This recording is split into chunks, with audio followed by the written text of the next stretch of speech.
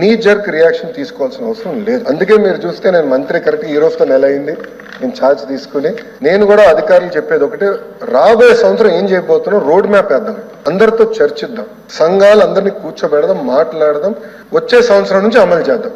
జగన్ లేకపోయేసరికి ఉన్న 15,000 పోయింది, ఇస్తా ఉన్న 15,000 పోయింది. అమ్మఒడి అని పేరు మార్చి దానికి తల్లికి వందనం అని చెప్పి పేరు పెట్టారు, తల్లికి వందనం అని పేరు పెట్టినారు, ఆ తల్లికి శతకోపం పెడతా ఉన్నారు. ప్రతి తల్లి ఈ రోజు అడుగుతా ఉంది ఎంతమంది పిల్లలుంటే అంతమందికి అని చెప్పి ఏకంగా ఎన్నికల మేనిఫెస్టోలో పెట్టి, ఈ రోజు వెంటనే మళ్ళీ అధికారంలోకి వచ్చిన తర్వాత ఎంతమంది పిల్లలు అని చెప్పి పోయేసి పక్కకు వెళ్ళిపోయే జీవో, ఎంతమంది పిల్లలు అనేది పక్కకు పోయి తల్లులు వచ్చేసింది. అక్కడ కూడా మళ్ళా మోసం. పోనీ అదన్నా గానీ మళ్ళా ఇస్తారంటే అది లేదు.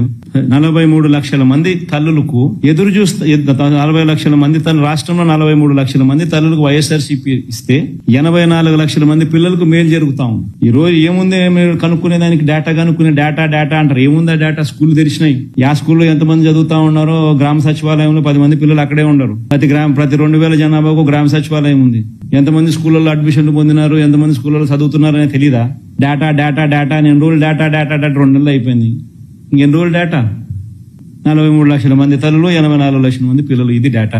84 లక్షల మంది ఇంటూ 15,000, అది నీ డేటా నువ్వు వేయాల్సింది.